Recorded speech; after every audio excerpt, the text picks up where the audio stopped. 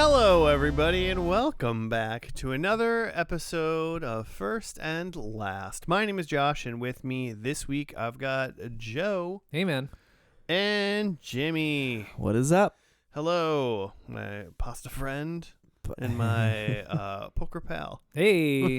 Poker pal. Doing that what is it? Balatra? I don't know how to pronounce it, but Bullrog? I got all the jokers. I'm saying nice. I call it Balatro, but yeah, it's probably something completely different. Balatro. Just like typical, playing the gaming sensation, like 2 years too late. I only think you're like 3 or 4 months late. Oh, really? Yeah, and I think it's still pretty fucking hot. Mm. Well, because didn't it just win some gaming stuff? Yeah, wasn't that like not that long at ago? the Game Awards? I thought. When was that? December. That was this year, right? It was December. It was December because it was for gaming awards for 2024. Yeah. Which they really should be in like January or February, right? So you can like analyze the stuff that came out in the calendar year. Well, so you could let the year you're giving awards to finish. Yeah. Right. Yeah, would make sense. You can hand out awards before the games that are coming out in December are fully out or fully played. Yeah. They're just like, we know what's happening already. Is there like a typical, for like movies, they obviously do that where it's like, any prestige movies come out in like October, November so that they're primed for like Oscar season, and then we have blockbusters in the summer because people like to see, fun stuff. Is it like that for games too, where they release in certain seasons? Just right in the end of the fall. I think everyone hunkers down. It's getting dark. Here's a game. I think it used to be like that, but now a lot of gamers are older, in their 30s and 40s, 50s. Mm-hmm. So I think it's less like that now. Like how like shows used to like take a summer break and then start in September and go to March kind of thing. Like that doesn't happen anymore. It's just kind of whenever. It's just kind of a more of a whatever. But I think people gravitate towards like a fall, like a November. Mm-hmm. That's almost winter, but like a November or a spring release. Okay. There's not a lot of like big boys that come out in the summer, I feel like, for games. It just feels like, because people are like, they're going to be outside. People are outside, Media exactly. in general. It's like the opposite. Mm-hmm. People are outside or traveling or there's holidays. Like, It is funny that's like the hot movie time, though. Yeah. And maybe because it is hot. Because sometimes you're outside, but you could like hang out for 2 hours inside. Mm-hmm. Yeah, like at night. Yeah. Or like it's too hot outside and I want to sit in some air conditioning and sip an icy. Yeah. Mm-hmm. Yeah, exactly. Also, a lot of shows still take the summer off. Mm-hmm. Yeah, they do, but they don't like have like a September to like March kind of April schedule as much anymore. They don't have their 25 episode seasons. They have a lot of times it's just the spring or just the fall. Yeah, right. Yeah, you don't get that, like you're not watching like TNG. There's like a break though. Mm-hmm. Yeah, there's like December. Yeah, but the break's like December, 3 years January. long. Mm-hmm. Well, yeah, there is that. Yeah, me and Joe played some Balatro this weekend. Nice. Mm-hmm. I still haven't loaded that up. Yeah, it was pretty good. Here's the deal. It was, him and Joe and Claire seem to be addicted to it at their house. Oh, yeah. We're Nice. deep in. And I get it when we played it together because it was fun, like talking strategy. Mm-hmm. But then just like doing it myself, I was like, less into it. I'll just wait till Joe comes back. Nice. He's the expert anyway. I did learn a lot of stuff. Yeah, that's fun. Different I've ways just to been play. over here flying on my broom at Hogwarts. Oh, I thought you were like doing some witchy stuff or something. I mean, technically he is doing witchy stuff, but Yeah. It's witchcraft. Yeah, doing a ton of witchcraft, learning some spells, Mm. catching some beasts. There's a whole like Pokemon element. Gotta catch them all. You gotta catch them all, and you gotta breed them, which seems weird. Mm. Also, I love how they you're breeding Pokemon. in the game. Yeah, but in the game, they're like, we need to rescue these beasts. Like when you're capturing them out of their habitat, they'll be much happier. Like, yeah, it's whatever. Okay. It's what every zoo in the world said. Well, it's because they're in the game. Then they quantify it by there's like, qualify it. Whatever. There's a bunch of your baddies are poachers. So you're saving them from all the poachers that are all over the place that you're also just like murdering with your wand. Are the poachers also like witches or are they humans? They Moogles? are. What the fuck are they called? You murder in that game? I mean, they're not around after you fight them. Okay. It's not a non-lethal wand. They just like disappear. Are they like vaporized? I have learned like one of the dark arts, like naughty curses now. Mm-hmm. Love the wheel of skills. It's like potions, like healing, naughty skills. Stay away from these ones. Mm-hmm. Unless you want to be naughty Hmm. and vaporize a human. Yeah, that makes you a Ravenclaw or something, right? Is that the Sure. right thing?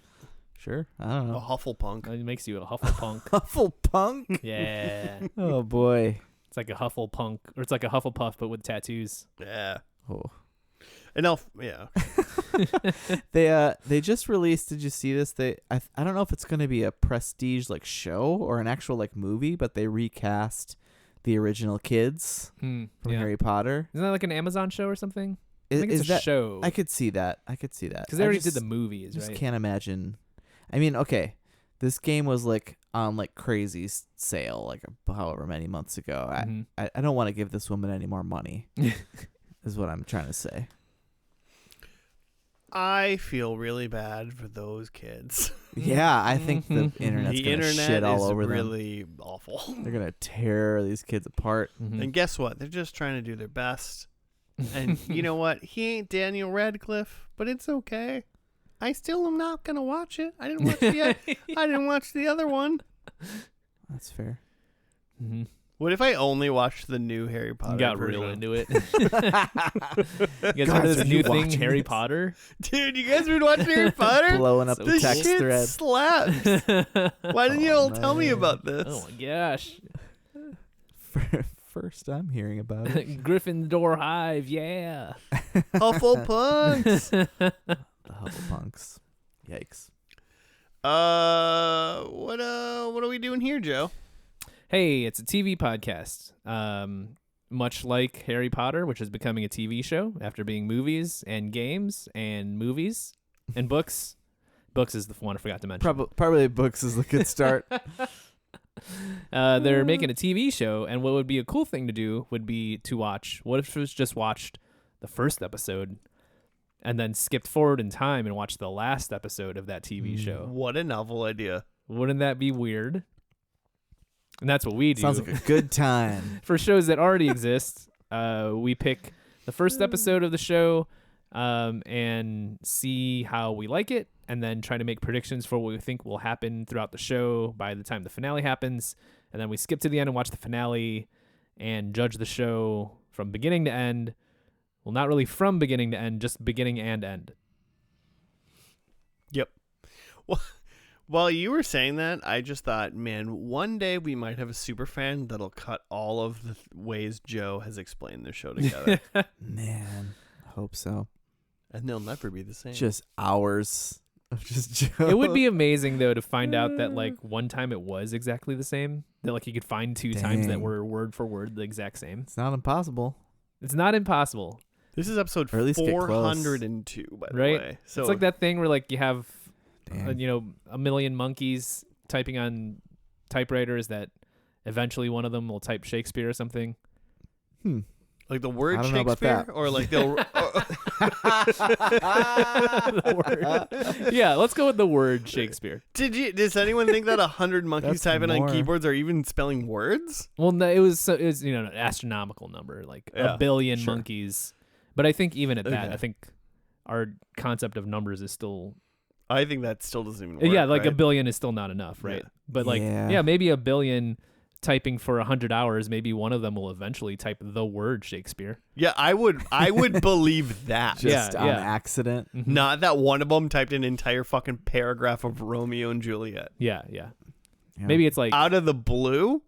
if you Like, had you know? infinite On a monkeys and infinite time, then theoretically One of them will become Shakespeare. One of them One will. of them will be One of them will William rise Shakespeare. One of to the them will write Harry Potter and the Sorcerer's Stone, They could because and is will that, be wait, super transphobic. is that the is that the first one? I bet they could because If I you read had a billion monkeys in a billion hours, one of them will be a transphobe. Yeah, Sorcerer's Stone is the first one, and it is for little children, which is what turned me off of it when my sister was terrible. into it in grade school. Mm. And I feel kind of bad about that now, except for that she's a transphobe. Your sister? Yeah, No, not my the sister. pronouns here. I know your sister's not. But you left me there. Sorry. So speaking of post-apocalyptic, like near future, like, you know, democracy is crumbling, the world that we're living in now. Have you guys seen The Handmaid's Tale? Claire's been watching some of it, so I've seen caught bits here and there, Sure. but never really watched an episode. Elizabeth Nah, I'm more of a Moss. Mad Men guy. Yeah, I bet Mad Men Elizabeth Moss. But here's the thing. This is off the heels of that, and she's the star of this show. And yeah, based on a dystopian book by Margaret Atwood that was all the rage. I feel like I don't remember a book that big, like dystopian, like of that genre, like since like we say like Orwellian times, you know, describing 2025. Yeah. Like I feel like after George Orwell, like Handmaid's Tale is like the next book that I think of that's like that.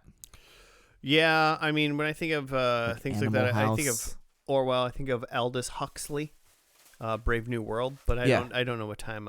Those are That's relatively the same time. I think that's pre 1984.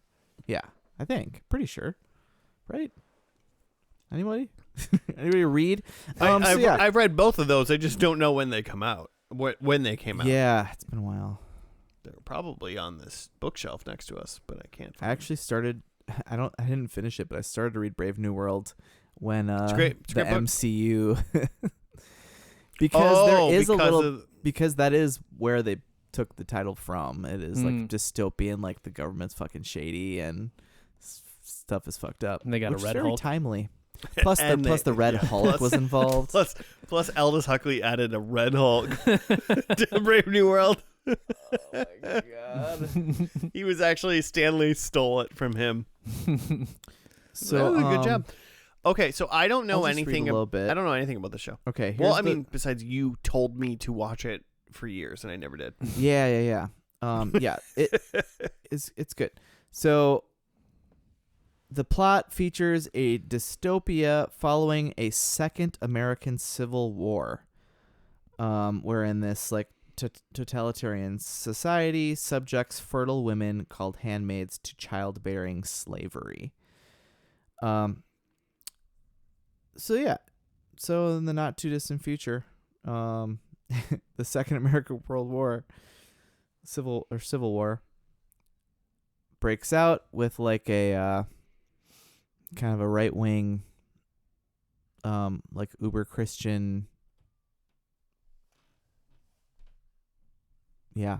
Yeah. Group, and they just have infiltrated and they just take over and it's also kind of like what is it of men Children of Men? Children of Men, Mice. where thank you where like pregnancy is Rare. like rare, Mhm. rarer. Yeah. So And like I guess in Children of Men, it's like it's completely gone. it's but, completely gone by that. That's the kind of like this in like 10 years. No one gets pregnant in Of Mice of Men.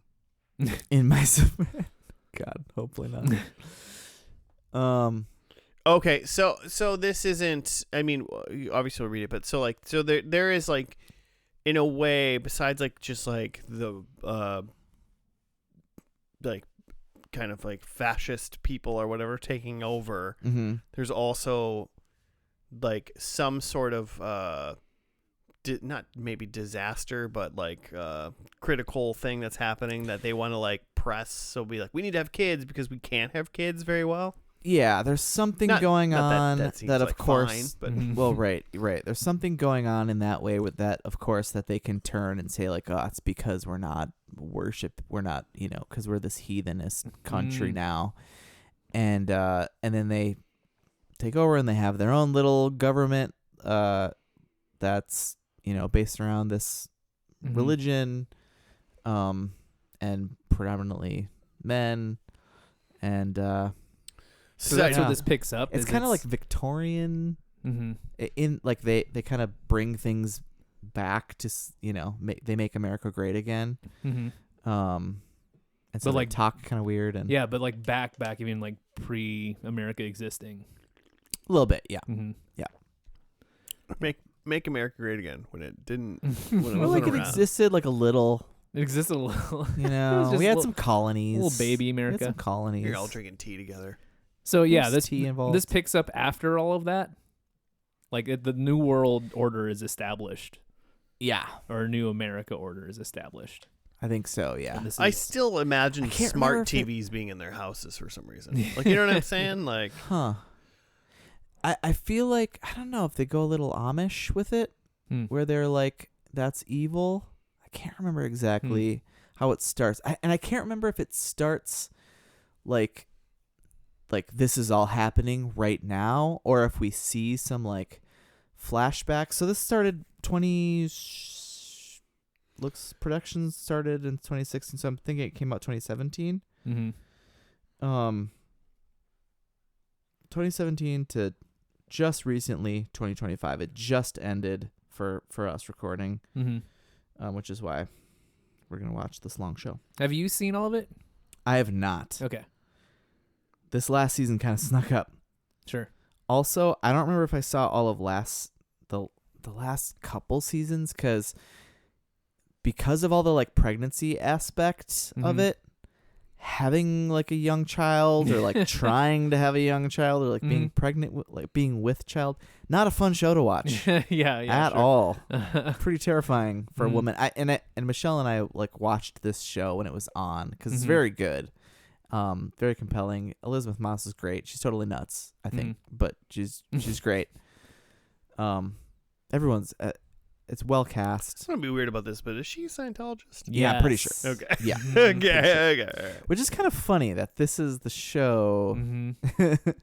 Like, this is not like a huge stretch. From, yeah, this is this show is about a weird cult, right?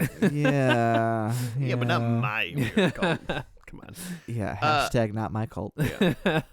I don't know if you said this. I don't think you did. 6 seasons, 66 episodes. Oh. And then to Oh. confirm, Mark of the Beast. 666. Released, so it's been on Hulu the whole time, and yeah, 2017, you were right about that, April 26, 2017, and then it just ended May 27th of 2025. Mhm. Literally 2 days ago from recording. Oh wow. Yeah. Fresh. So it's going to be about 6 days from, that's probably not right, but That's not the math. within a week. Or is it? Oh, yeah. I think it'll be 8 Yeah. days. Come on, next Wednesday. We record on Thursdays, but it releases on a Wednesday. That's less than a And week. It ended, no, because it ended on a Tuesday. Oh, because it ended, yeah. 8 days, yeah. 8 days. All right. Okay, yeah. So in a world where fertility rates have collapsed, so there is a bit of mice and men in there, Mhm. like Jimmy was saying. Oh, Children God, and Men's such a that good fucking show's show. so movie, though. good. Children and Men's a good movie. Man, I'm trying to think of whether or not we're gonna get like a pre-times bit at the beginning, Mhm. and then we're gonna are we gonna? I'm gonna say it. Are we gonna get the 9/11 of this world? Like, you know what I'm saying? Like where Mm. everything changes a little bit. Yeah, where it's like, oh shit, everything's going down. Yeah. Yeah. So are we gonna get that in like the opening bit of this show or throughout this first episode, Mhm. or are we just kind of gonna get like a Elizabeth Moss main character, like, oof, this is clearly this is fucked up, and then maybe like, do they do like Flashback. or flashback? something? Yeah, they lost flash sidewayses and stuff. Mm-hmm. Mm-hmm. You guys haven't seen any of this at all? I've never seen. You said you've seen some inch bits. of this Just show. bits, yeah. Out of Okay. context bits when Claire's Yep. watching it, but All good guesses, I'm assuming. Great guesses. I think it's been a while. I've never actually gone back and started this show over, so I will say, my memory is man, I'm not to be trusted. This show's gonna make me sad and awful. Yeah. But 100%. I am worried that I'm gonna like it a lot. The first episode is called Offred. Offred. Offred. It's one word. Is that a name? Let's watch. All right, so let's watch this first episode, and we'll be back after that.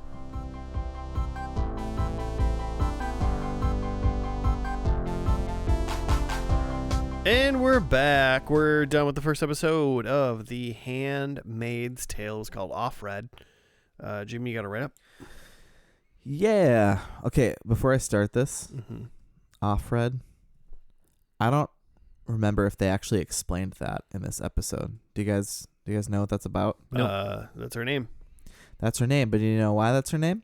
No. Because we didn't hear until the very, very end what her real name it was. Yep. In the before times. June. So her family that she's stationed with, the guy who she's this is awful. Can we turn this up? Having ceremonial slavery sex with, his name is Fred Waterford. So she is of Fred. Okay. So she's Offred. So all the handmaids are of whoever the dude is. I feel like, man, she must have known she was going to this family for a long time because she was in school, handmaid school, and they were calling her Offred.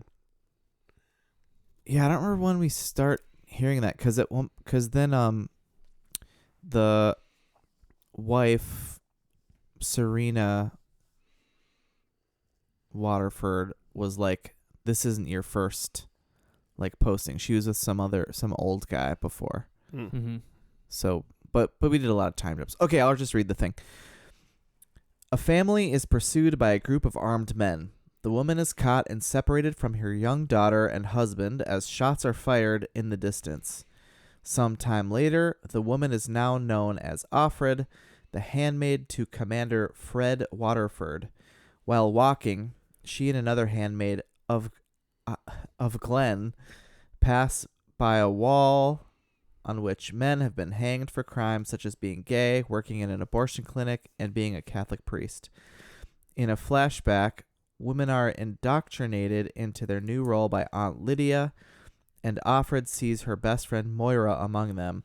Another woman, Janine, is rude to Aunt Lydia and is shocked with a cattle prod, and later her right eye is removed as punishment.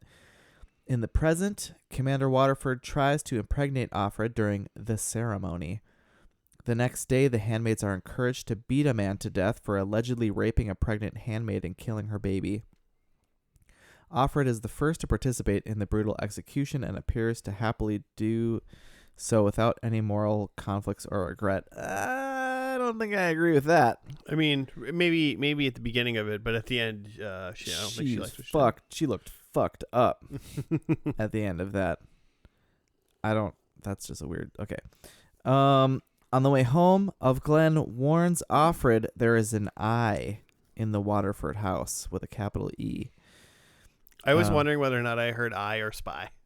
I think same. They mean the same thing, but I was like, maybe she just means a ring camera. Yeah, I feel like the I's are like the SS. I feel like it's all the SS, but that's fine. Sure, but they're on a special mission to root out. Yeah. Okay, and then Offred affirms to herself that her name is June and she intends to survive to find her daughter, Hannah, who is somewhere in this hellscape. Okay, so right off the bat, I couldn't give two shits about where Hannah is. I want to know everything else about this world. Sure, but that's her whole motivation. Right. And she's the main character. I understand.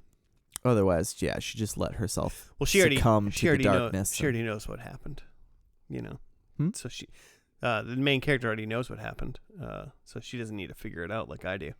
So she Sure. just wants to Oh, find sure. her daughter. Sure. Right. It was very intriguing. It was really messed up, and it hurts my heart. That's my review, my quick review of this episode. Joe, what do you think? Yeah, it's pretty bleak. It's just kind of never-ending scenes of misery, which is it's something that like I was, and maybe we'll get into that. Maybe we'll get deep into the takes after this. But that's just my initial take is just it's. I can't imagine. Not that I can't imagine. I watch this and I go, cool. Never want to see that again. Mm-hmm. You're gonna see one more of it though. I'm gonna see one more. But like before we get, I think that there's a longer discussion to have about why this is it's clearly a popular show and why people watch this show, why people watch art like this, what the tenets of the qualities of art like this and why it exists and why it should exist and why it attracts people. But before we get into that, I feel like there are some like, lighter things of just like, it is just like really well made. And like there are, and part of it's based on a novel, right? Which I had seen that the novel was written in 1985. And it is something that like it's, 25, 35 years later that this show started approximately. Or I guess maybe just 30 years later. And it's still just like, you would think that things have like progressed in terms of like women's rights since then. It's just like, actually things have kind of regressed. Yeah. In some ways and That's in a lot of ways. about apocalyptic book novels is like, oh no. And the other thing too is like, it's like, a lot of people look at this as just like, oh my God, like this, we're not too far from this. Like this could happen, but it's also like, not that this could happen. This is the reality for a lot of women in the world. There are countries that are like this, that are super totalitarian, super religious, and women just don't have rights. And not even like, countries that are, America's enemies or whatever. It's some of America's allies. Some of them becoming America's allies. That are like this, and America as like a beacon of like freedom and democracy and power or whatever just sort of overlooks it because it's just not politically convenient to go after those people or economically convenient. But like this is reality for a huge section of the world. And so it is like compelling in that way of like this, to transpose that to, an American audience of like, hey, what if that was happening here though? And that this show came out in 2017, was it? Yep. At a time where, politically in America, there was a lot of, we had gotten through a period of like hope and change and optimism and rights. Yeah. And right. And like rights. Things that, even if there's not constant progress, but like things are kind of zigzagging in the right direction. And then all of a sudden when we have like the most qualified woman to ever run for president against the most stupid person to ever run for president, the stupid man won. And so it's natural to feel like this hit at like the right time of like, are we stepping backwards as a country in terms of how we view women and respect women? And yeah, the answer is yes. Yes. 100%. And so I get that like the context of, this being like, oh my God, you got to watch this show. You seen this thing called Handmaid's Tale? Like, it's like, how did they know that this is like coming? Like, this is so real. The reality was that they were planning it since like 2014. Yeah, you right. know, when like in 2010, 2008, like 10 to 5 years before 2017, people would be like, I could just watch them fucked up and it'd be kind of fun, right? Yes, Like, yes. or whatever. Like, and but then things take time to make and get put out. Similarly, there's The Man in the High Castle, which is similarly a dystopian alternate reality, but America is under authoritarian rule. The Man in the High Castle, if you don't remember, that's the one where it's like the Nazis won World War II, and so they took over parts of America. And they split it with the Japanese. Japanese, left yeah. and right. But that's similar in terms of like it's about an alternate reality America where it's under authoritarian rule, and it came out. I think Man in the High Castle came out in 2016. I mean, when we watched it, even it didn't feel weird, right? Because it felt like just compelling TV. From what I remember from Man in the High Castle, I had watched the first season, which I think was 2015 or 2016. 2015. Yep. Okay. I'd watched the first season and was mixed on it. There's some things I liked, some things I didn't, but it was kind of fun to think about, like, oh, what a weird like Nazi America. By the way, I don't know if I don't know whether I told you, but Man in the High Castle is the show with the lady who looks like Michelle Monaghan. Okay, yeah, the lead actress. You the lead out? actress in that is that lady. Go back, I don't know, 20 episodes of this the podcast. first and last super fans. Yeah. Be like, oh yeah, that was it. Alexa Davalos.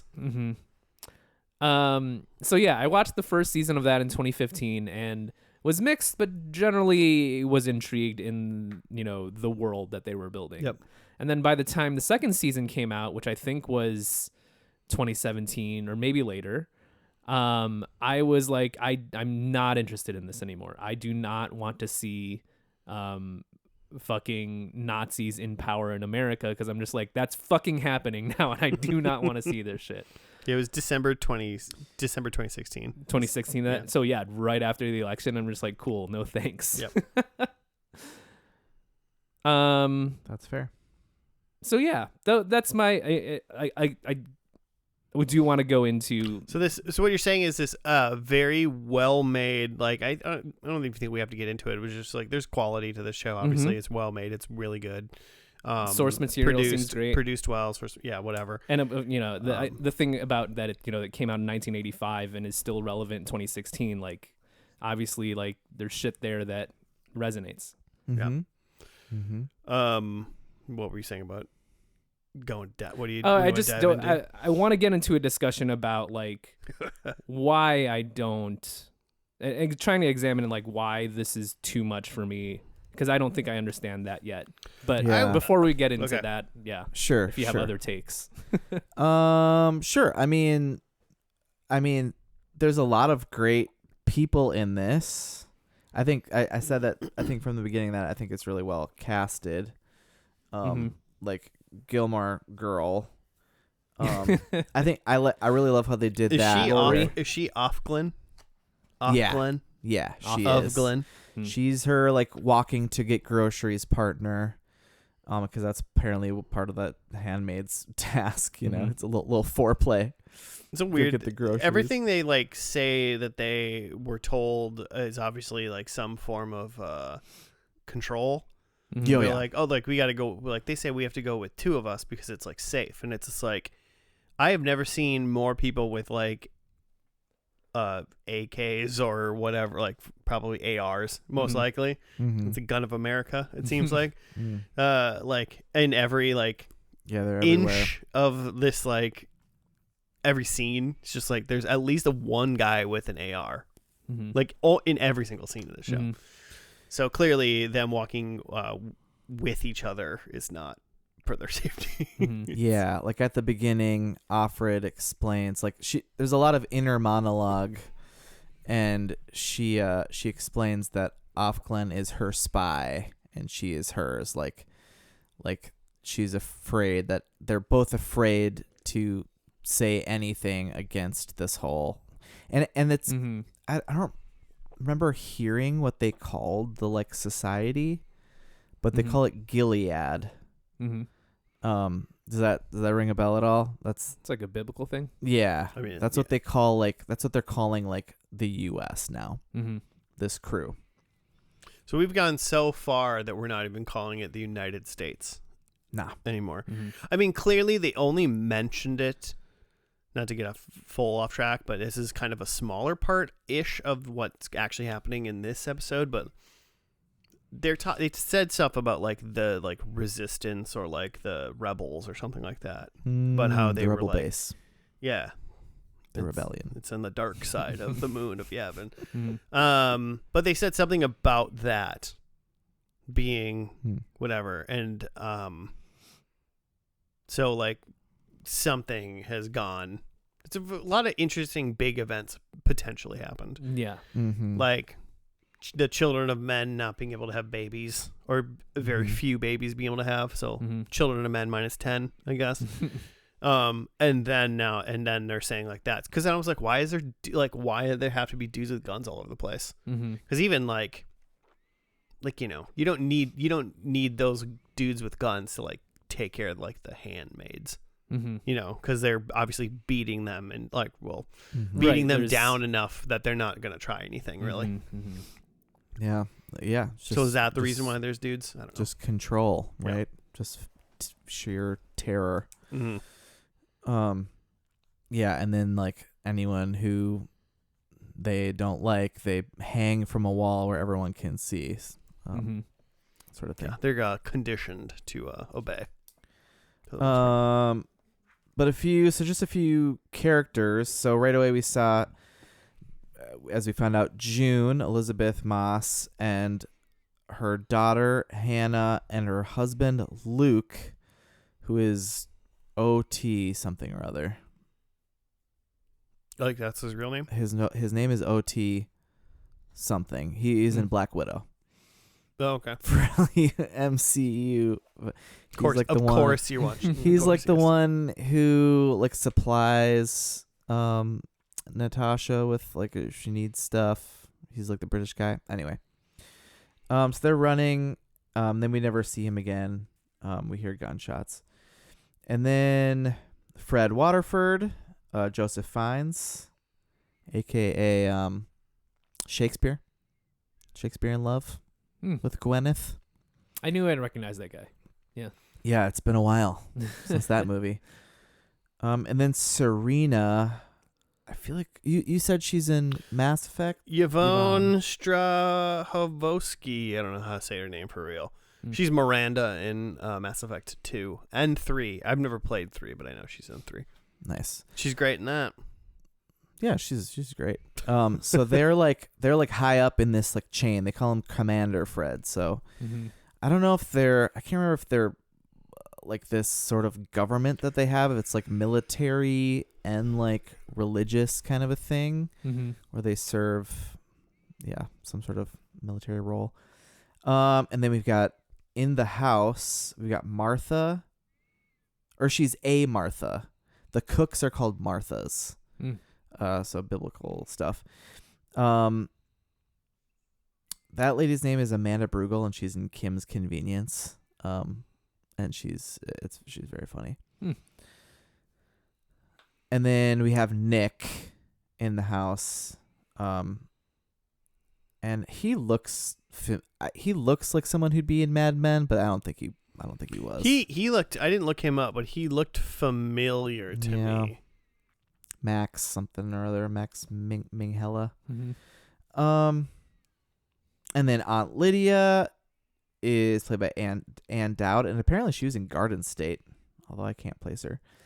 And then Moira is played by Samira Wiley. She's June's friend from the before times, and we see some flashbacks of their friends. I think they're work friends, it sounds like, and June tells her when she's pregnant originally with Hannah in the before times.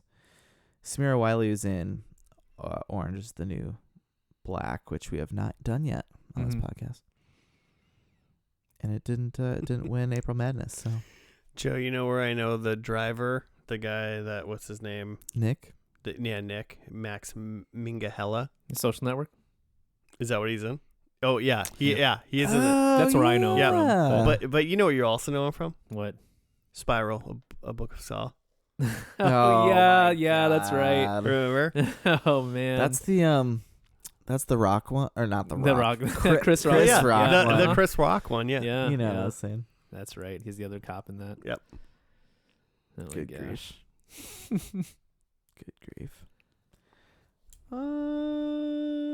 But yeah, other than that, we could talk about how the wife like held her head in her lap while her husband banged June. Mm-hmm. With his just standing there with his hands on his hips, sort of looking off.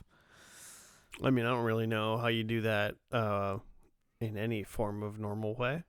So, I guess in that scenario, he handled it as gentlemanly as possible. No, I'm done. Yeah, say it. Yeah, say it. Nope. Nope. I mostly want to talk to Joe right now. He's got some burning stuff. He's got takes. Man, yeah. So, like Josh, you haven't seen it. Nope. But you're intrigued with the world. Like, is that intrigue enough to like? Would you watch more of this? I might. You might. I could see potentially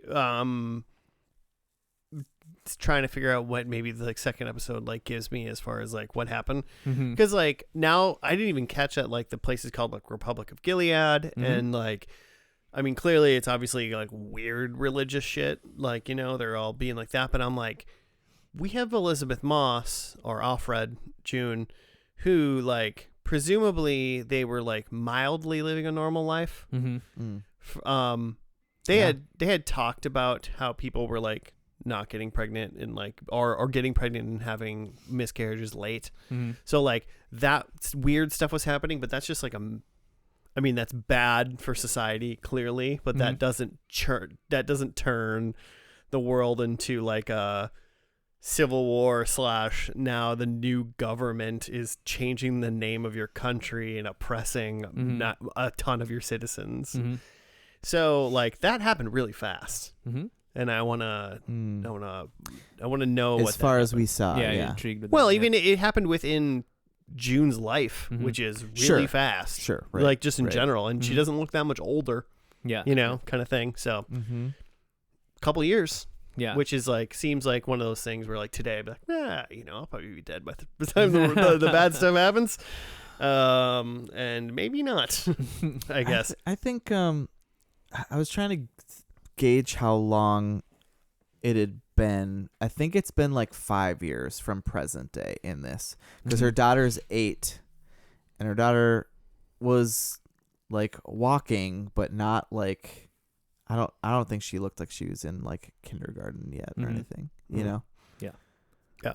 So yeah, that's so I'm curious about the world and just like I want to understand the story beats and how they decided they got from the beginning to now.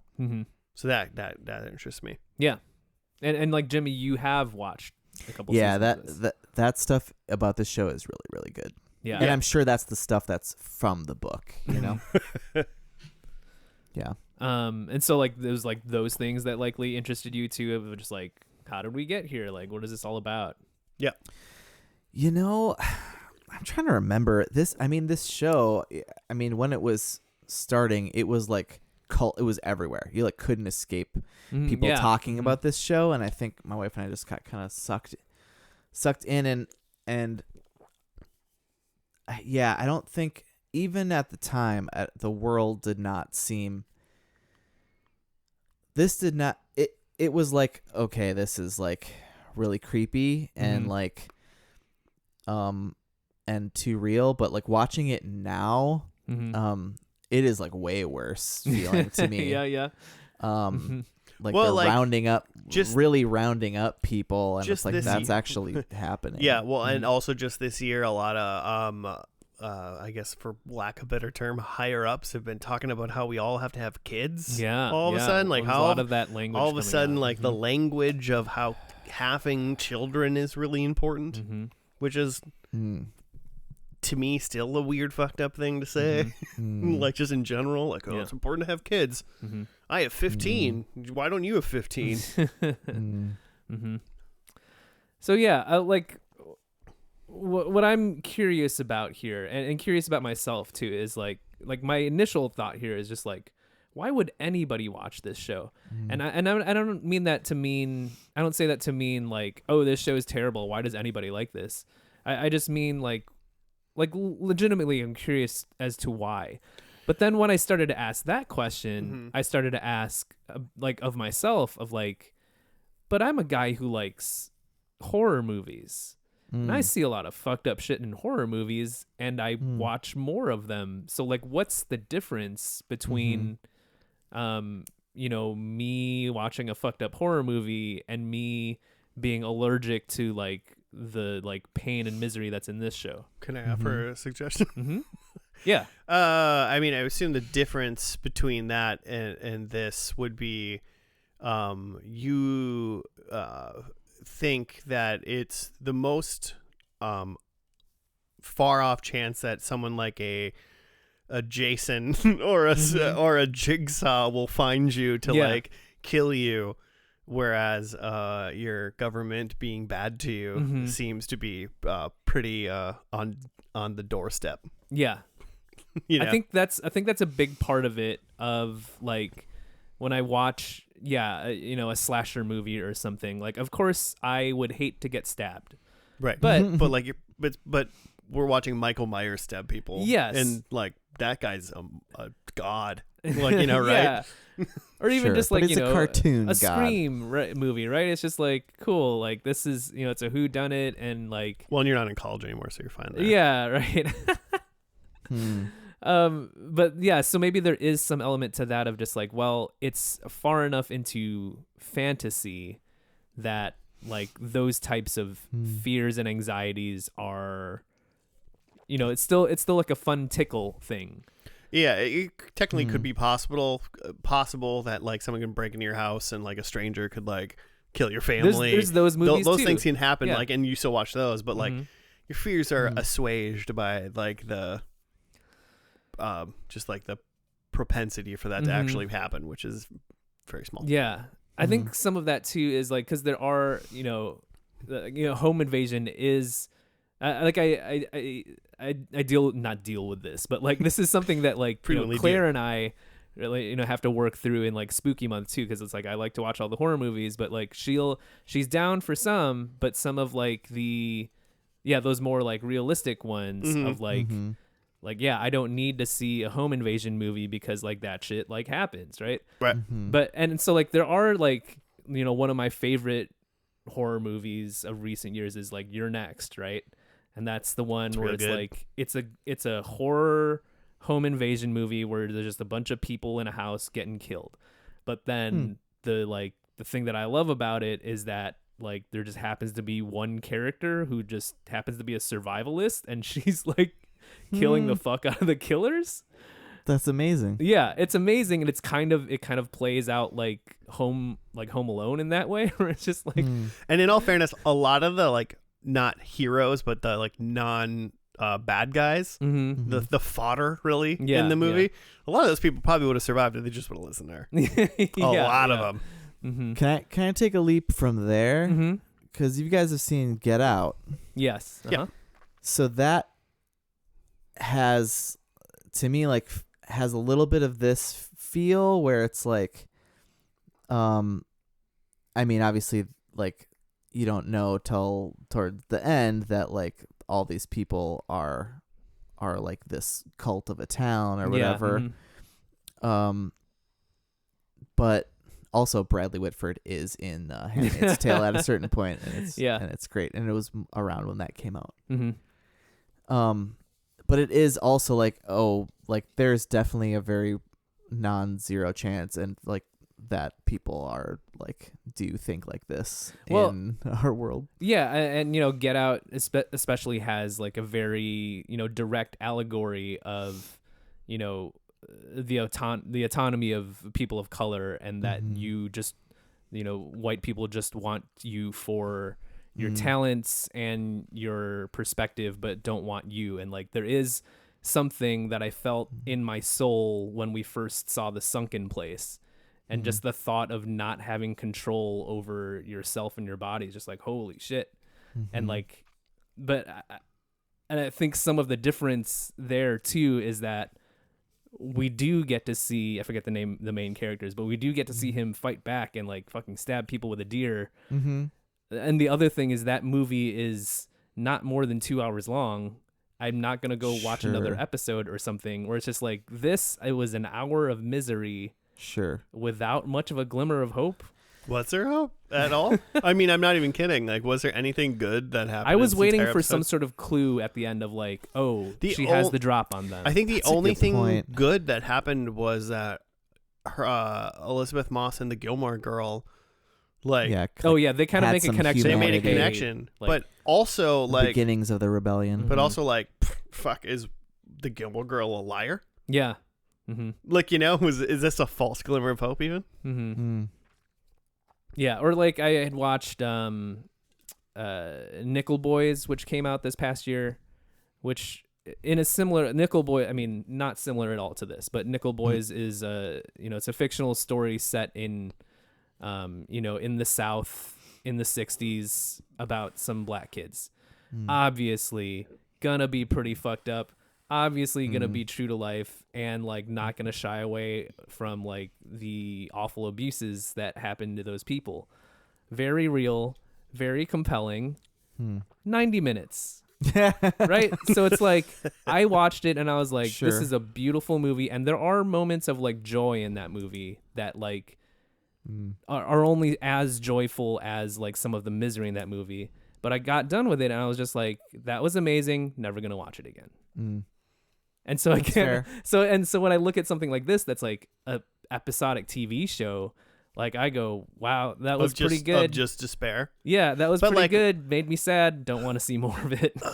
We just got done watching The Last of Us season 2. Yeah, that's the same thing, right? I mean, not the same thing, but like that's also like a very even outside of the zombie shit, like the interpersonal shit that's happening there is very depressing. Right. And I just started playing that game again. So like, what the fuck am I doing?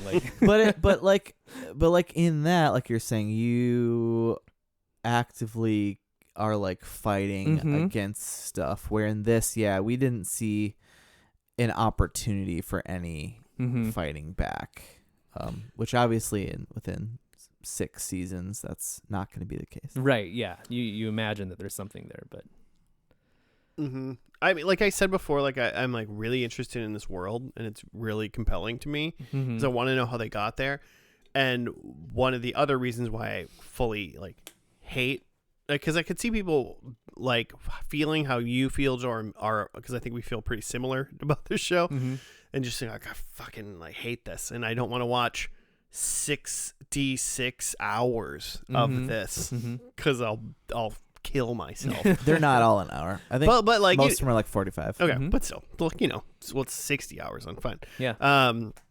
But I don't want to watch. I don't want to. I'll watch one a month and then I'll get through it eventually. But it also just like doesn't quite like. I'm like want to hate watch it a little bit because it doesn't make sense to me until that's why the world is so intriguing to me because. I wrote down like isn't like okay so like what we know right now is that pregnancy doesn't work too well anymore, and some religious conservative like uprising has definitely happened, like, and they said something about a rebellion or whatever, so they're oppressing people, but like where did from when this happened to this, like when did like IVF not work anymore? Like are like when how did what's it called, the consuming the all consuming economic system that we're in, capitalism, how did capitalism fail us there? Because I'm just like I literally wrote like, is there no doctors, IVF, lube in a tube? Like, those are the things that I was like, we had to have something else. There's an inciting incident that like made something else happen too, because like you don't just get to this just because like babies can't be born very well anymore, right? There's definitely people like, used that for yes, something, right? People use that to drive their motives and things. And you know, despite what maybe some people like listening or people around or just like whatever think, it's just like, you know, like seeing a really bad government just doesn't make me happy these days. You know, and you know, for some people, just FYI, like some people feel like we got a really bad government right now. Yeah. Well, and to Joe's like earlier point, it's like there is like that's why this kind of art is important, right? Like in a timeless way of like 1984 is like, don't forget, like this is how governments can manipulate and especially use like religious ideology to make claims that like this is how it has to be. Yeah. Right. Well, the good thing about something like what I assume Handmaid's Tale will be, and what 1984 is, and what A Brave New World is, and stuff like that, is like this is really bad and the oppression is awful and stuff, but like the main characters or the plot of the story is fighting against it. So like it's one of those things where it's like like we don't like what's happening on the TV, but I also can be like, let's see how we win. Yeah, there has to be something there that pulls because through, I can imagine this is just like a TV show. We're like, well, I guess I'm fucked. Yeah. Like a TV show is just watching people suffer. I think June's a fighter. I think there's some element too of because like Claire watches this show, but also similarly like Claire likes to listen to a lot of podcasts about cults or other you know, other communities of control and abuse often, and it's often stories of like this person used to be in this cult and was able to get out. And like one time I was just like, why do you like listen to this? It sounds awful. Like it's it's literally stories of people's like childhood abuse. And what she had said is like it's interesting to hear like about like just how these organizations work and like how they control people and how they keep people in and how they make people you know, feel guilty and control them. And I think some of that too is like it's almost like mental like sparring or like mental exercise of like trying to be conscious of these modes of control and these ways that you know authorities or organizations try to abuse or control people, and being on the lookout for like those things of like I'm you know there's something here that either this organization is trying to use to control us or using to control this person, and like maybe I should be aware of like when someone is being you know not maybe not necessarily in danger, but like you know being aware of like what control and abuse looks like. And I think there's some element of that too, that people kind of gravitate to this kind of art of like, or you know, Elizabeth Moss is a Scientologist, Joe. Yes, but also that exactly, and that's what makes this so fucking weird. Wow. Yeah. What if we all found out that we were wrong and Scientology is totally correct one day? Yeah, they're just maybe that's how this ends. Just scientifically correct. It really is the Thetans. Like, yeah, that's fucking the Thetans, man. Is she an EP by the end of this? Is this going to turn into Scientology wins? I'm gonna switch. I'm gonna add one of. I'm gonna add a fifth one and just say Tom Cruise is in the last episode. No boy. Because they can all like hire each other, right? I had a this dumb thought after all of that, like really good intellectual like thoughts. Is that like we're going back to this like colonialism almost, like witch trials, which even like to think about that today is like how the hell did like convince? There's some weird thing that I don't know, weird fucking modern people think that like going back to like a quote unquote easier time or something like that somehow like makes everyone's lives easier. But generally the only people that are saying those things are people who during those times would have flourished. Would have been just doing just great. I'm speaking about white men generally. And then also for some reason, a lot of white women are like in that social group also agree with that. And I'm like, I don't think you know what your Stockholm life probably syndrome. was like either. Stockholm Because it's not going to be syndrome. good for you. So there's just like it's this weird cultural, right? Well, it's I mean, you know, it's the internet's ruined us in a lot of different ways. Mm-hmm. And then the lack of information in like the olden times also ruined us in a lot of ways, based on just like probably ease of control and like just this is how things are, like kind of thing or whatever. I think the worst thing that society could happen is we all go back to 1999 Yahoo like AIM. Yeah, Because I think everything would solve I itself. feel like that's when I was the most alive. Yeah, that's what I'm saying. then, yeah. I said that. Sorry, I said the worst that could happen, and I said that in like quotations because I think that's like that might have been like when they're talking about making America great again. I honestly think maybe they mean 1999. Cusp of We just need cutting early edge internet technology. again. So anyway, my dumb thing Sorry. is that like these guys like they're living in this like colonial era, but like in the modern times, and they have like guns everywhere. Everywhere. But like they don't seem like they got the nuclear codes, you know? So like if they're like where's the rest of the world? Superpowers? Yeah. Yeah, but I guess it's just like us, right? We're just like, just leave them alone. It could be, yeah. But it yeah. could doing be their own because, thing over like, there.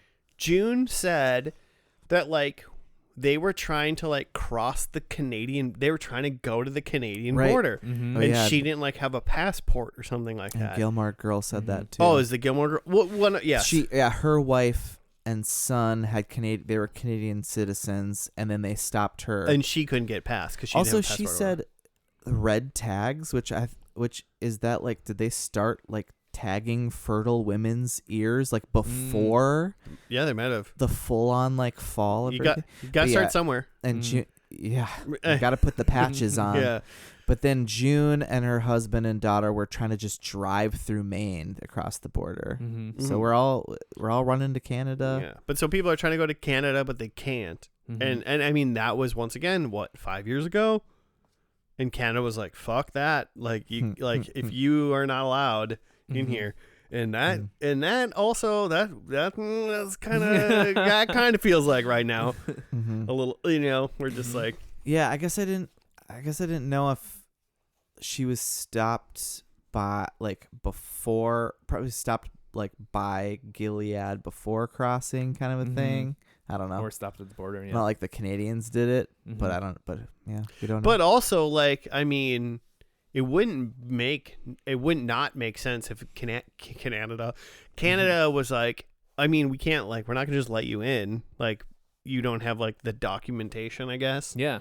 because I'm you could just fly to Canada right now if you got a passport. but she didn't have one. she didn't have.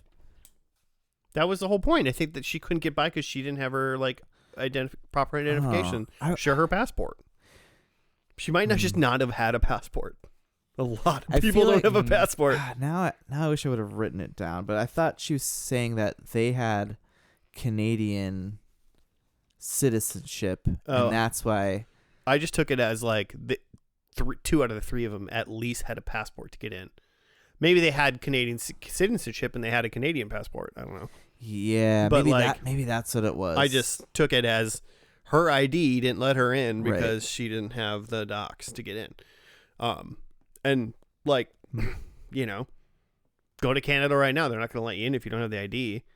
And then when shit gets real bad and everybody's trying to like get across the country border, they might not let you in. get your real ID. And now are we in a year where in this show where all of the world is like, well,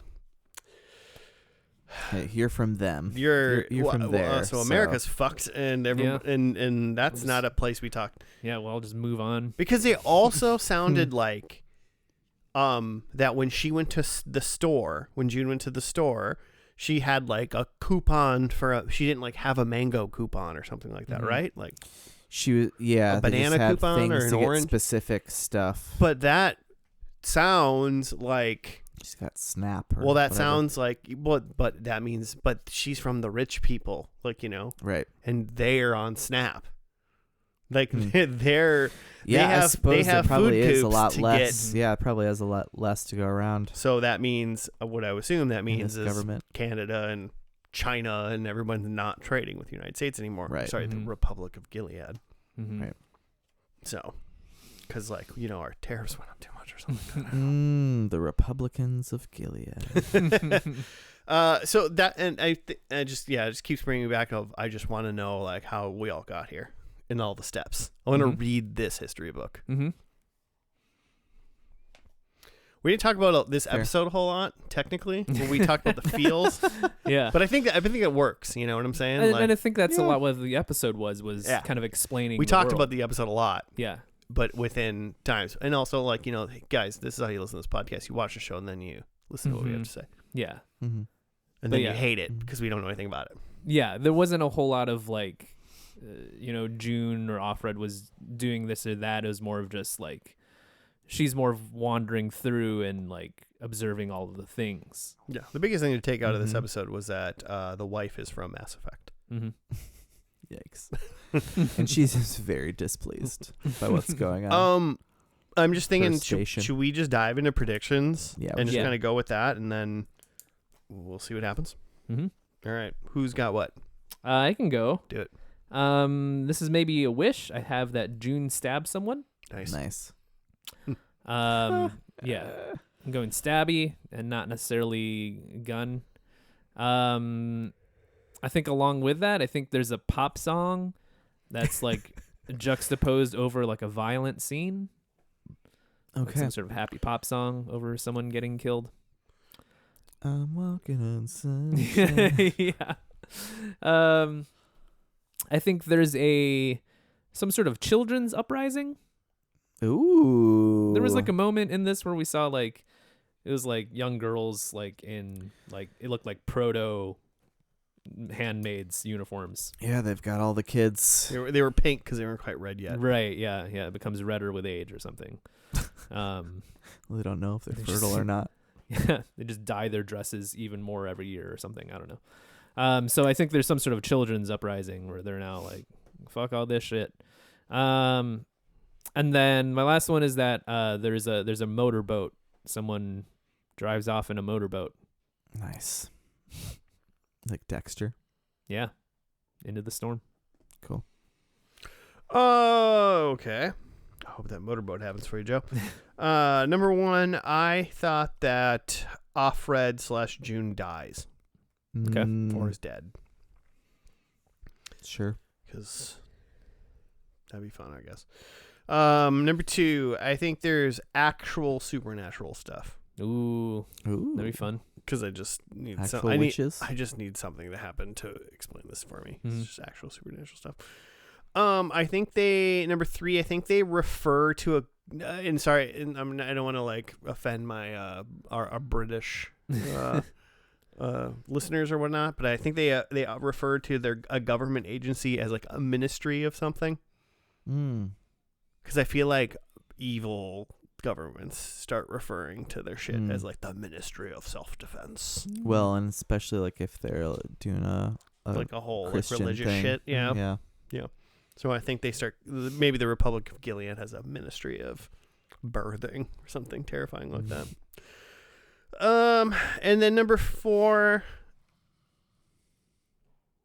I think there's like not currently or not anymore.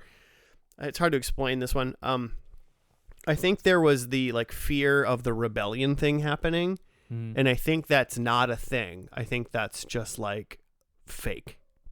Like that's like It's just more propaganda. it's propaganda now at this point. Mm. It might have been real right at the beginning, kind of thing. I think Mhm. potentially something like that happened, but I think, I would hope so. but I think like wherever we are now, like they're still like pretending like that happened and it didn't really happen. So Okay. fake rebellion essentially. We'll know it when we see it. Mhm. Those are my four. That just jogged my memory that they made the Janine girl whose eye they plucked out like tell a story about how she was like gang raped, and it was clearly like not true at all. But dude, that lady that lost an eye was like so all about Handmaids by the end of that. yeah, she was totally brainwashed. Okay. Anyway, I think Gilead is overthrown. I want a happy ending here. I think, man, a lot. These are maybe all just happy. Number 2, I think June is with her daughter. Number 3, I think we've like renamed the USA. Like we're not Gilead, but we're not the USA. Okay. Maybe we're New Canada. Something like that. Old Mexico. Old Mexico. Wait.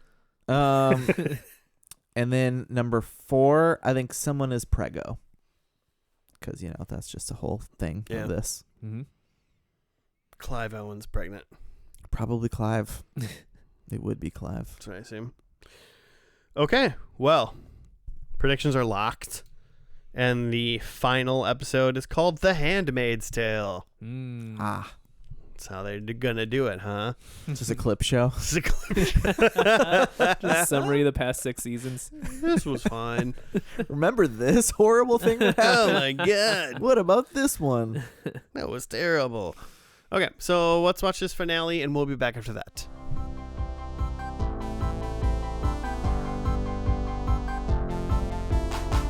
And we're back. We're done with the finale of Handmaid's Tale, episode of the same name.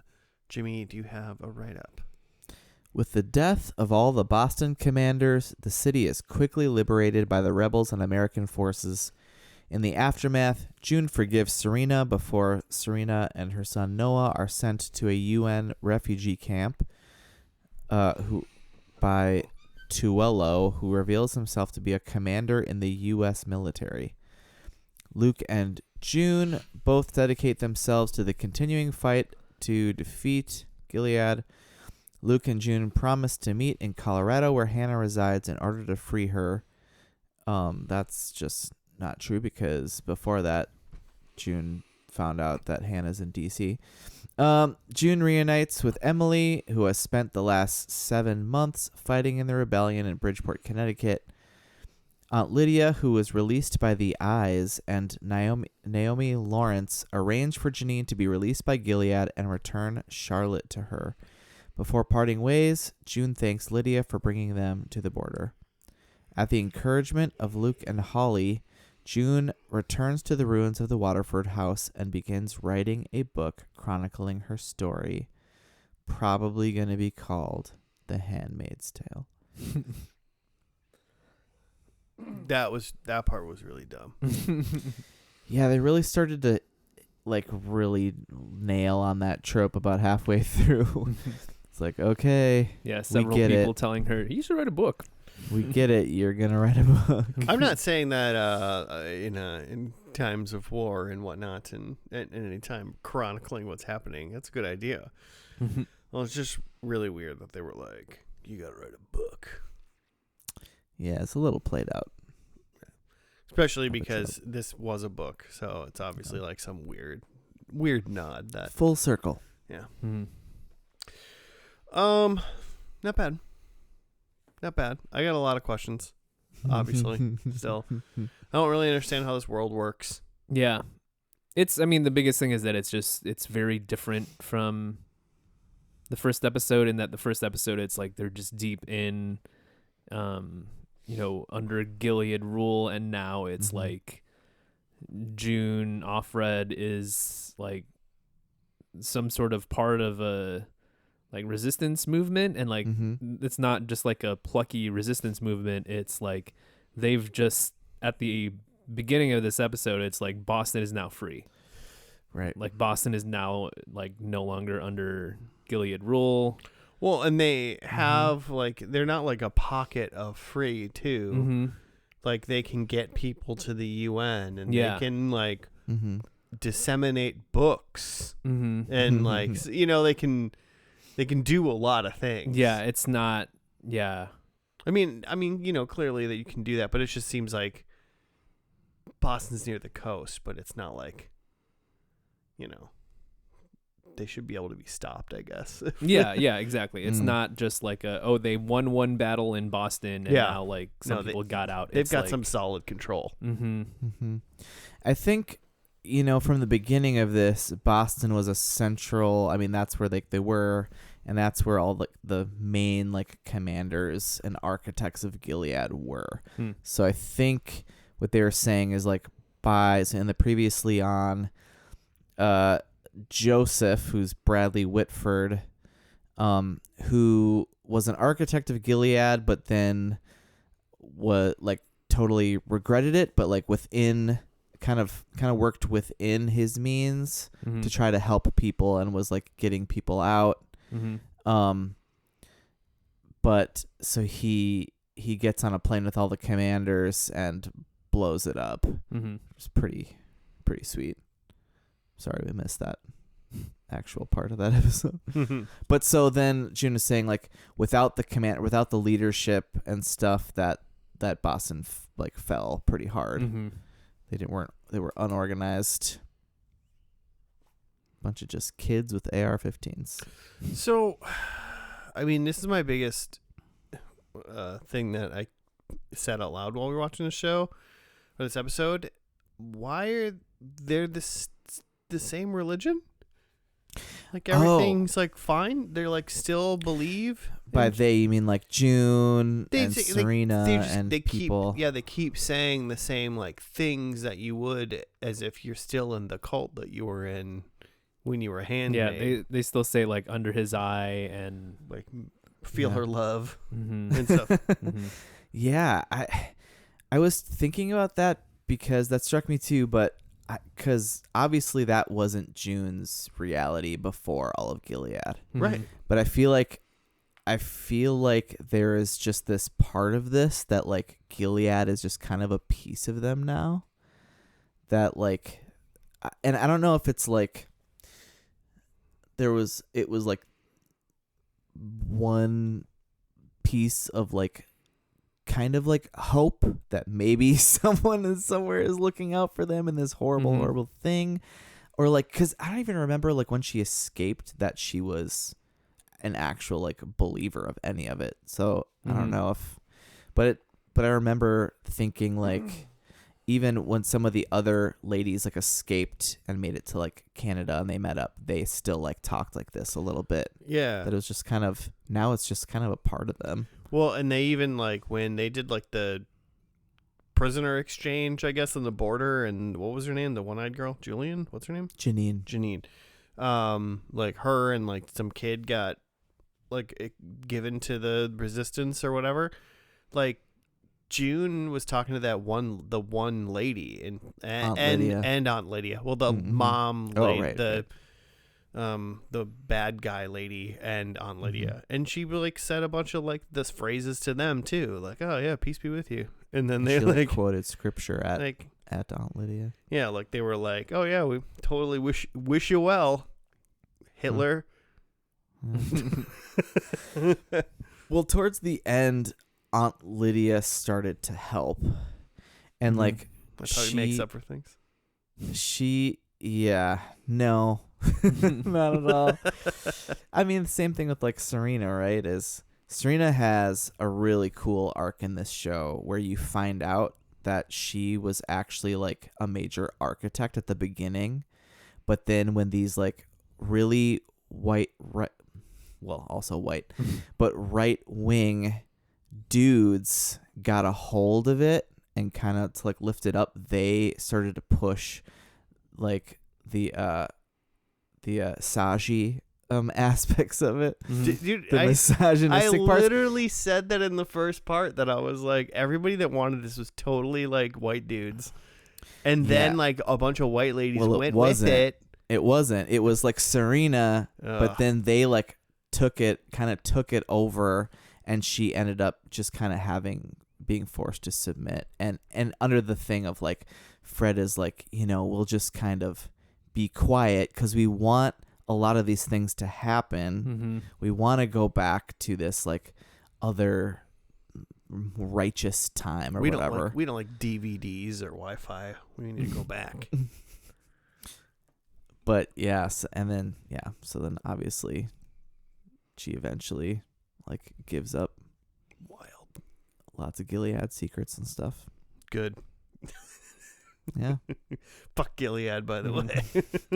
But yeah, it was a little jarring that it's like they're in this, like Gilead has fallen in Boston, and then there's these people that are, working with the resistance, and still saying those things of like under his eye and stuff. And I bet that like, I wonder, I don't know, how much is this is still in the book. And I read a little bit that like, it seems like the show had gone beyond, some of what's in the book, but I bet there's still some element of that in the book where like they do have people that are on the outside, but still using the language of the oppressors.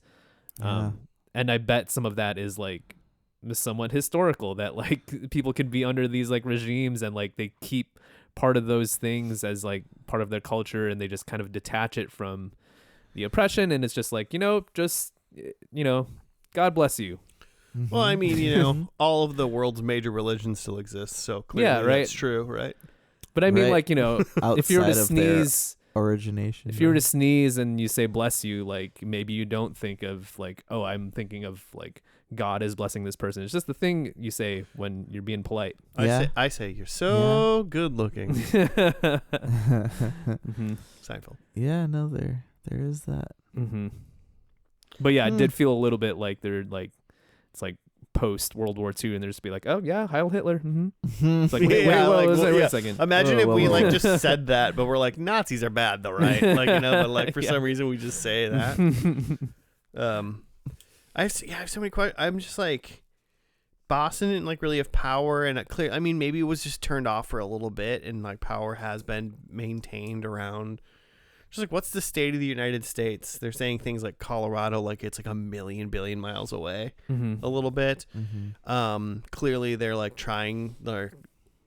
can't quite get into other countries very well, like Canada or the UN, which I assume is like, they said EU too at some point, right? So all of these things are like hard to get to, and I don't really know how you get to it, being your own little area like Boston. There's probably an airport in Boston, but it's like you launch a plane out of the airport, like doesn't it just get shot down right away or something, by anybody else outside of your zone. And if like Boston didn't have power, how long did it not have power for? If it was a really long time, are there people maintaining power accurately around the United States based on how it is? Because if things fall, it's like you probably end up like killing and hurting people that know how to run these things and crazy stuff like that. They have like cars and shit. Gasoline only lasts like a couple months.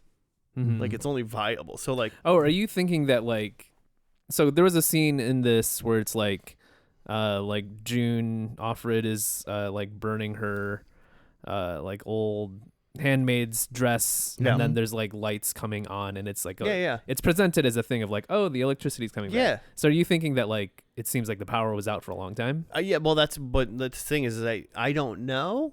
Was it only off for a couple days? Okay, just because or whatever. Or I guess I was thinking, did it just get turned on after the battle, months or years or something? I'm thinking, for however long the war in Boston was, probably it was months or weeks or days or what. But even the war, because this has been going on for a long time, so like, how well is infrastructure being maintained to make the things that they need to? I'm assuming it's probably not enough. People are doing enough stuff potentially, but it could be bad.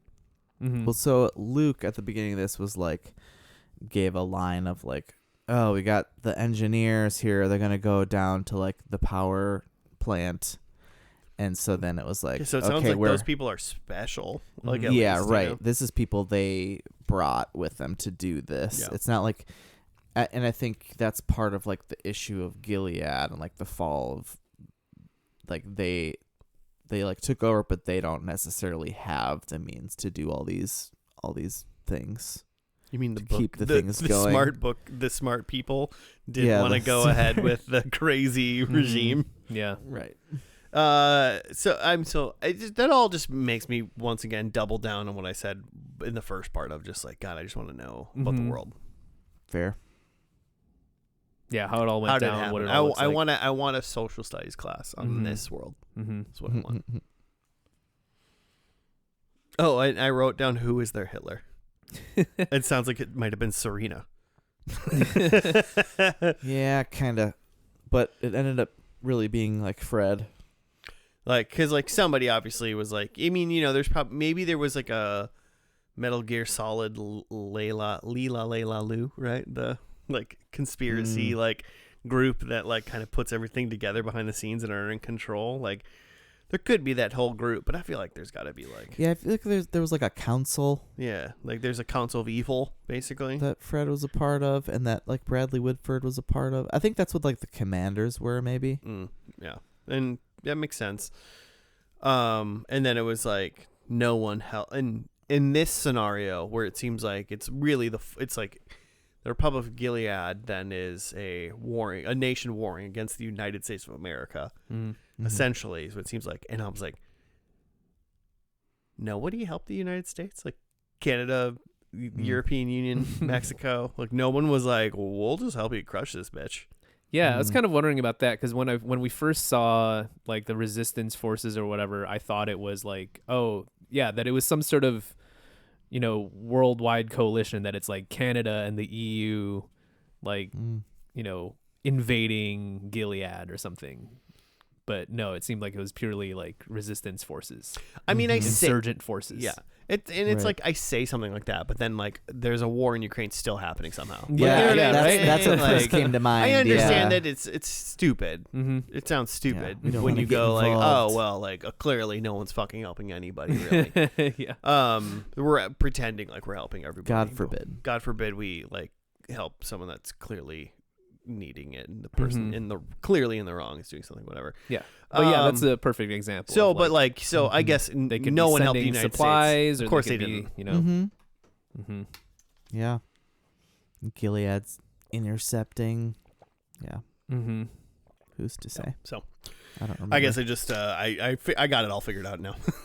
I worked it all out. Just thought of a real world example, and it's like, oh yep, that's. Oh how it yeah, works. I forgot that bad people could just do it. One thing that like was getting me was that like, okay, so June is talking about how she's got to leave her other like new kid basically to go find her old kid, but like in the midst of this like rebellion of like they're like fully like we saw fighter jets and shit, like what is June gonna do? Like find him, like find you probably just hang out and take care of your child now, because I think like they got it. Yeah, because at first when the episode started, I thought she was some sort of like leader, commander or something, and it's like it's not really. It seems like maybe she just had some intel and was able to help in those ways. Symbolically, I think, and the intel. But yeah, not really as far as like actually commanding. Like Luke was like doing a lot of leading of the troops. So in this, there's a rebel group called Mayday, and that's where like I think like Moira and Luke and Emily escapes, or Emily knows about it or something. The shopping buddy, and that eventually becomes a thing that she lets June in on. That gets them in all kinds of trouble, but. And then then they go up because June escapes, and I think she comes back with the rebel group because she escaped, but she never got Hannah. So then there's a whole, and that's maybe where the book maybe ends, because that's where the story started to seem to me to kind of fall apart. Like she escaped, but didn't have Hannah, and then things were messed up with her and Luke because Nick helped her a lot, and then they started to have this romantic relationship. And also she didn't really know that Luke was alive still. I'm not sure when she found that out. Don't remember. But yeah, it kind of went off the rails for me a little bit. Although Bradley Whitford was delightful in this. So might help me finish out the series. What did you actually watch to? 6 seasons. How many did you see? I maybe saw 5. So you might only have 1 left. Yeah. Okay. And I didn't realize that it had started. I never heard that it just started in April or whatever and is now over. I also don't know. I remembered during this with her and leaving her little baby and trying to find her other kid, and that we stopped watching this when our son was in utero because it was too effed up. Mm-hmm. And watching it now still, it's oh God. Kid just put his underwear on by himself for the first time today. Hey, me too. Nice, good work. I knew you could do it. Thanks, man. I was just waiting for someone to give me cheers. But yeah, it's a lot. Joe? At least, yeah. I bet that it is still a lot, and there are a lot of dark points. But at least, granted, in this episode, it was kind of already post. It was a pretty we've seen a lot of endings like this or finales like this where it's all of the big stuff happened in the last episode, and this is kind of the epilogue. Mm-hmm. So Right. granted, they've already had their big triumph of liberating Boston.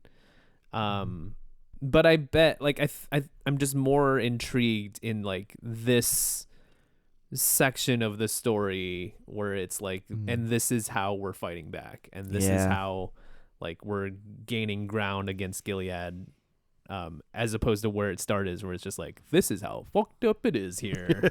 And maybe it is just that first episode, and maybe that's what it is to get you into the world. But Sure. I bet not. From what I've heard about the show, it's pretty bleak for at least the first season. Yeah. So I feel I'd be more intrigued into once it gets to we're fighting back and we're gonna liberate an entire city. And I don't know if that's season 5 or earlier or even just season 6. I want to say I feel it's halfway through the show where you actually start to see some of the rebel stuff. Mm-hmm. But even still, there's just a lot still happening in Gilead, and it's just oh God, Yeah. why? Yeah. And Because then, I feel I'd be into there's the political intrigue, the espionage, yeah, there's a lot of that. Mm-hmm. Yeah, I want this to be women oppressed, man in the high castle. Mm-hmm. A little bit. That's what you want. Well, there's magic in Man in the Man in the High High Castle, Castle right? was so good. Well, there was dimensional. They made portals. Yeah, Oh, yeah. the portals. Oh, I just remember a big thing of it was that they only kind of hinted at in the first season was the Nazis won the war, but they won the war because they figured something out, some sort of technology out. Yeah, they had stargates Mm-hmm. to different Earths. Oh, so they're able to see Because I think how this plays out or something. they would bring other people in and it'd be you've been dead, and they'd Mhm. be I've been alive and chilling, bro, mm-hmm. because they were alive in their dimension. Mm-hmm. Wild. Yeah. It's good. It was good. Well, Joe, you gonna watch this show? No, but I'll read a Wikipedia about the book. Okay. Yeah. Get it on tape. No, I guess I'll piggyback on you. I'm curious about the show, and I may watch an episode, but I just don't think it's my vibe right now. Mhm. Honestly, I feel that's really. I think it's good. I just think I'm I don't know if this could be my vibe currently. I don't think I can handle it. Maybe in 3.5 years it might be Even 1,300 days. a little more my vibe. I saw a meme. Not a meme. Do people say memes anymore? I texted the word meme today to somebody. Cool. I saw a picture. We're still doing memes. Maybe to you. Did I text you meme?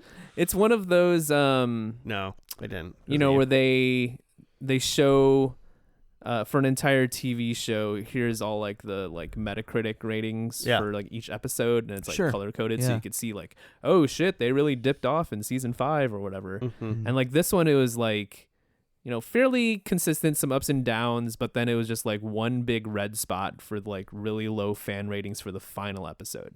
Really? Yeah. Maybe it's because it really finished in the penultimate or something. Yeah, I don't know if it was just like they, you know, they got everything cool in the penultimate, and then this episode is just they thought it was boring or something. Or, but I wonder if there's just like, kind of was. Are there things that were like the closure to certain things that they wanted, like, because there's still things open. Like we don't know what happened to Hannah, right? Yeah, that's literally the whole thing in the very first episode. So I wonder, that was the thing that like I had wondered if like there's fan anger about that. Because otherwise it didn't seem like you know, it didn't seem like a bad episode, like to me. Yeah. Like it didn't seem like It's fine. or it didn't seem like silly or anything, or like And I personally don't give a shit what happened to Hannah. So yeah, just like you never even saw her. yeah. or like even if you Yeah. did see her, like what do you expect? Like she's a like Yeah. much how I don't know how far along this is, but she's like could be like an adult by now, like She's probably a teenager at least, teen, right? Like probably a teen. At one point she does I think it's Aunt Lydia like hooks her up to go see, because she's been with this like other family now, just in the way that like the handmaids are giving like producing babies for these couples. They give these other kids of these, you know, sinners away to these families, and so she's got a new name. Yeah. And like she's and at that age, you know, So by the she's time she's doing great. she's like, this is my whole world. Yeah, honestly, all things in considered, in a crazy fucked up world. She's in a in horrible weird way doing great. place. But yeah, she's doing really great. I'm just not sure. Again, I've only watched the first and last, so I don't know shit. But like, I just don't know what like. To me, that feels a little bit like fan wish fulfillment of like you want that scene where they finally like meet up again. But like, is that really gonna add something to the show that you didn't get already? Yeah, I feel like the fans like how they like shit on the last episode of Game of Thrones too. Yeah, right. Because it's it's not what they wanted. It's not what you wanted in the end, and that happens a lot with finales. I thought this tied a lot of things up pretty well, honestly. Like for a first and last, I thought this was pretty good. Like, you know, she forgives Serena and she burns her thing, and she sees Emily again in front of the store where Emily was telling her how it used to be ice cream. I don't know how, like, I mean, you know, whatever she was gonna go do, you know, go find Hannah or whatever, because I don't really care about that. It would have been great if they would have flipped things around and the very last thing she did was burn her Handmaid's Tale thing. Like, yeah. But they had to get her to write the book. Oh my Yeah. So cut that the was whole the- book part that out was and the then just have bookend. her if all they would have done was cut the book part out and then just moved the burning of the Handmaid's Tale thing, that would have been like, damn, you ended hot. Yeah, she could have brought it to the Waterford house and burnt it there in the ruins. Oh my god, Jimmy, you should write a book, dude, because you got plot. I'll write a book. And then you can still even do the voiceover and tie it back to the beginning. Yeah. Right? Yeah. Yep. That could have still been there. You're trying to get too clever with it. yeah. It's a little too many things. Speaking of the book, though, I'll probably if I do anything, honestly, maybe I'll read the book. I like that. And then if the book was like, and I'm like, wow, this book's great, then maybe I'll watch the show. Because I bet in the book too, you get a lot of that like world building. Yeah, that's what I'm saying. I bet I can get all the world building that I actually want, but I can get it way faster because I can just read it. You know. True. The book, the book's supposed to be amazing. Or I'll listen to the audiobook, which is a completely different thing. But you might still get the same material. But I'll probably get the same information. Yeah. Look. Okay. Is that what we got? I think so. Cool. I think that's plenty. one of the longest episodes we've ever done. It's already. real long first section, or middle section. So predictions, Joe. You went first last time, I think. Yeah, I had that June stab someone, which she was pretty nonviolent. There's a pop song juxtaposed over a violent scene, which there wasn't. There was a needle drop of them singing along to landslide. Mm-hmm. That both me and Joe thought was real, not a vision Yeah. or a dream. But yeah, not Fever dream.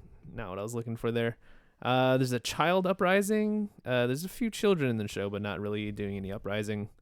And then someone drives off in a motorboat, which there weren't any boats, so 0 points.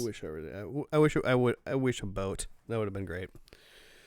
Okay, predictions for me. I said June or Offred dies. She's very much alive still.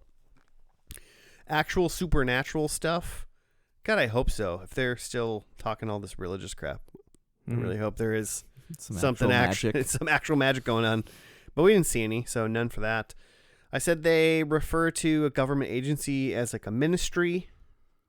I don't think I heard them really say anything besides can't confirm it. Talking about Gilead just in general.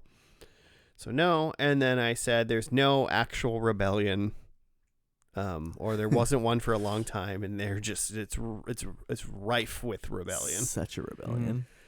So 0. And I had that Gilead was overthrown. Was in the process. Yeah. How's the city? Half a point. -half. I said June is with her daughter. Nah. I said the USA would be renamed. It sounds like these people are just going by USA. Just going back to the United States. The guy was like, I'm a U.S. military commander. Mm-hmm. And then I said someone is prego, which technically in real life. Oh, you're going to go with the Moss actual was Elizabeth prego. Moss being pregnant? Someone was prego. Oh. I don't like it. Just trying to dump water all over the place. Here's the deal, Jimmy. I'll give you a spirit point for that. Because she wasn't. Hell yeah. Because someone in the show wasn't pregnant. Someone was prego. So a half a point and a spirit point. Yeah. My best showing of the year of the season so far. You're going to need it because you're going to be gone for a while. Yeah.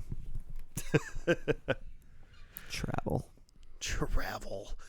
Okay. Well, I guess that's it, huh? That's us in our extremely uplifting episode covering The Handmaid's Tale. Yeah. 3 dudes talking Handmaid's Tale. That's right. No better experts than 3 dudes talking about the oppression of women on TV. Thank you for listening. Listeners, if you want to send us show suggestions or please comment on this podcast about maybe what your takes are on the show, you can at F&L Podcast on the Gmail, on the Twitter. There's an Instagram. There's a Facebook. So hit us up. Let us know what you think. But that's going to do it for us today. Well, I guess we'll see you again next week. Goodbye.